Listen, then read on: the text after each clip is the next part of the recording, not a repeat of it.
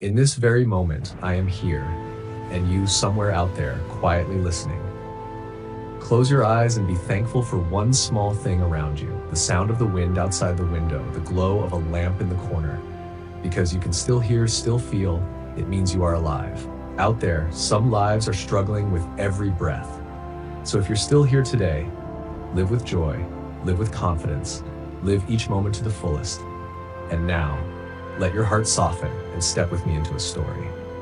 In a poor countryside along the Thu Bon River in Quang Nam Province, Vietnam, lived a man named Nguyen Van Huu. He wasn't a doctor, a firefighter, or a famous figure. He was just a simple farmer, living with his wife and 2 children in a small house surrounded by rice fields and bamboo groves. Mr. Huu led a humble life. At dawn, he went to the fields. In the afternoon, he repaired fishing nets and looked after his ducks. At night, he sipped tea with his wife on the porch, listening to the soft patter of rain on the tin roof. Never once in his life did he imagine becoming a hero.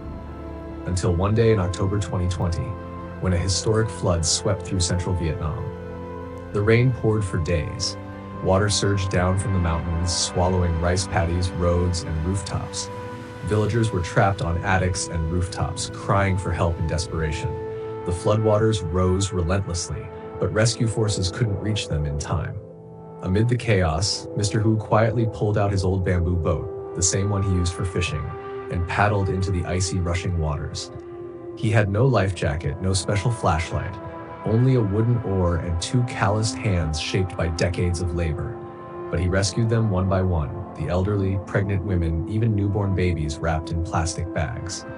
Over 100 people were saved by Mr. Huu during those 3 stormy days and nights, in the blinding white sea of floodwaters and howling winds.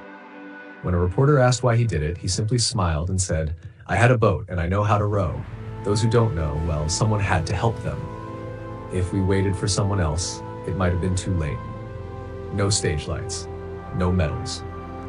Mr. Huu quietly returned to his modest home and resumed farming, just as he always had. But to the hundreds he saved, he became a silent hero. The man who used nothing but heart and a small paddle to preserve the last breath of life on the edge between death and survival. Mr. Huu's story reminds us that heroes don't always wear capes or stand atop skyscrapers.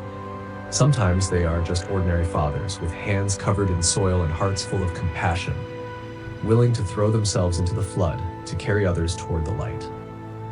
Thank you for listening until the very end. Life isn't always easy, but every hardship will eventually pass.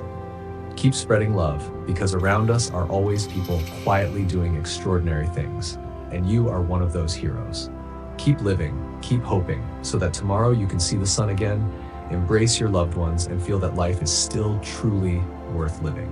See you again in the next story.